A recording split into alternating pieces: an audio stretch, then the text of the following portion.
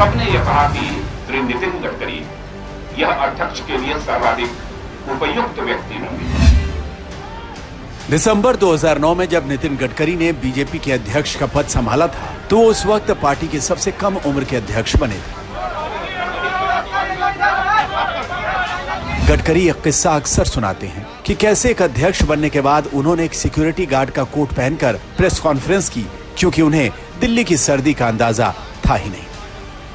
मुझे पता ही नहीं था, मेरा दिल्ली जाना ज्यादा आना नहीं होता था।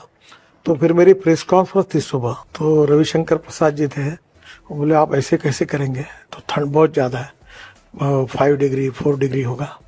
तो फिर एक सिक्योरिटी गार्ड वाला था, मेरे जैसा, उसमें मेरा वजन काफी ज्यादा था, उसका कोट लेकर मैंने पहना और पहली प्रेस कॉन्फ्रेंस दिल्ली में की।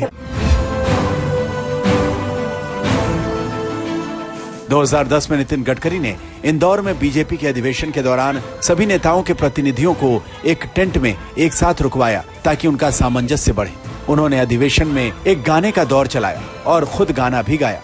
वैसे राजनीतिक हलकों में यह खबर भी उन दिनों थी कि गडकरी के अध्यक्ष बनने से पहले ये प्रस्ताव नरेंद्र मोदी के पास भी पहुंचा था, लेकिन वो तब केंद्र की राजनीति में नहीं जाना चाहते थे। नितिन गडकरी के संघ से अच्छे संबंधों का आलम यह था कि उन्हें दोबारा अध्यक्ष बनाने के लिए पार्टी के संविधान में संशोधन तक किया गया था, लेकिन इस बीच उनकी कहानी में संकट ने दस्तक दे दी। भ्रष्टाचार विरोधी कार्यकर्ता अंजलि दमानिया ने पहले अजीत पवार के साथ सांठगांठ होने का आरोप लगाया, फिर अरविंद केजरीवाल ने भ्रष्टाचार मामले में उनके खिलाफ मोर्चा खोला और शक की सुई उस वक्त 300 करोड़ रुपए की पूंजी वाले कारोबारी समूह पूर्ति पर जा टिकी, जिसमें कथित तौर पर नितिन गडकरी हिस्सेदार थे।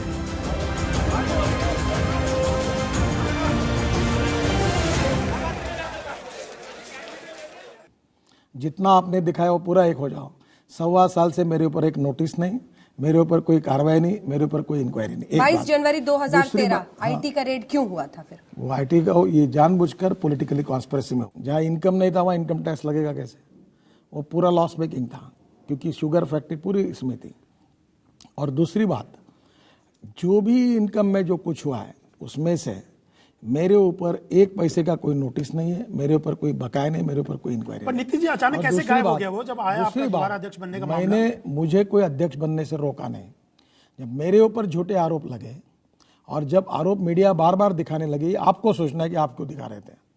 आप मेरे ऊपर एक भी आरोप सिद्ध नहीं कर सकते। विवादों के साये में नितिन गडकरी ने अध्यक्ष पद से इस्तीफा दे दिया। हालांकि इस विवाद के पहले वो नागपुर में बड़े बेटे की शादी में विलासिता को लेकर विवादों में घिर चुके थे। यह शादी 2010 में हुई थी, जिसके बाद 2012 में भी उन्होंने अपने छोटे बेटे की भव्य तरीके से शादी कराई। दिल्ली में आयोजित इस शादी के रिसेप्शन में उस वक्त के पीएम मनमोहन सिंह ने भी शिरकत की थी। दरअसल नितिन गडकरी का अंदाज कुछ ऐसा है कि वो विवादों की परवाह नहीं करते। वो डंके की चोट पर कहते हैं कि उन्हें ना तो पद गंवाने का डर है और ना अपना कोई रिश्ता छिपाने की जरूरत। नितिन गडकरी के पास जिंदगी का अनुभव व्यापक है, लिहाजा किस्सों की भरमार भी है।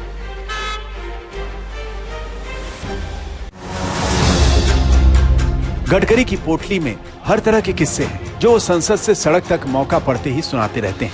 मसलन वाहन चालकों के लिए सख्त कानून बनाने के बाद वो अपना ही उदाहरण देकर बता देते हैं कि कैसे लोग नियम कायदों का पालन नहीं करते।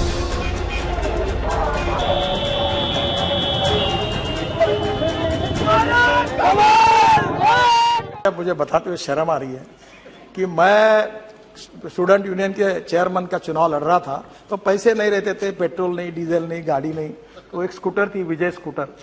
तो मैं बोलता था 4 दोस्तों को, चौथा जरा ठीक से बैठ, वो टायर पे बैठ और नंबर प्लेट पे हाथ रख। और जो चलाता था तो पुलिस वाला शिट्टी मारता था, नंबर ही नहीं मिलता था, हम चले जाते। अब मुझे वो दिन याद हो रहा है कि हम क्या गलती कर रहे थे। अब आज स्थिति ऐसी हो गई है कि आज भी लोग ग्रीन सिग्नल, रेड सिग्नल कोई पालन ही नहीं करते। मैं खुद सदन को बताना चाहूंगा कि मेरा एक्सीडेंट जो हुआ था वो मैं मंत्री था उस समय महाराष्ट्र में, नहीं लीडर ऑफ अपोजिशन था, तो पुलिस प्रोटेक्शन में हुआ था और मेरे ड्राइवर को कैटरैक्ट था। बाद में मैंने सब महाराष्ट्र में चेकिंग किया कि पीडब्ल्यूडी के ड्राइवर का चेकिंग करो, तो मुझे कहते हुए दुख हो रहा है 40% ड्राइवर अंधे निकले, ड्राइवर कैटरैक्ट हुआ था।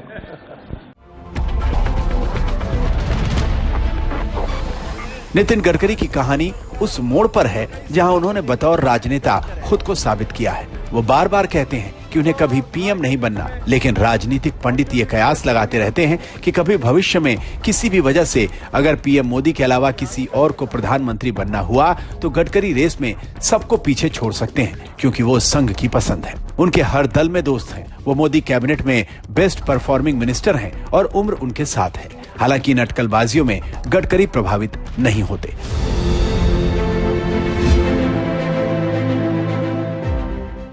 मैं अपने तबीयत का इंसान हूँ, अपने हिसाब से काम करता हूँ।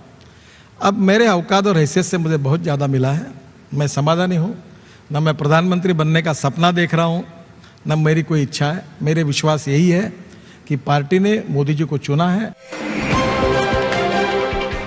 नितिन गडकरी को पीएम बनने की चिंता भले ना हो, लेकिन उन्हें अगले दिन सुबह क्या खाना है इसकी चिंता जरूर होती है। यूं उन्होंने अपनी चटोरी जुबान को अब बहुत काबू में कर लिया है, लेकिन खाने का मामला ऐसा है कि उनका दिल है कि मानता ही नहीं। गौरतलब है कि कुछ साल पहले गडकरी का वजन बढ़कर 135 किलो पहुंच गया था, जो अब 90 के आसपास है।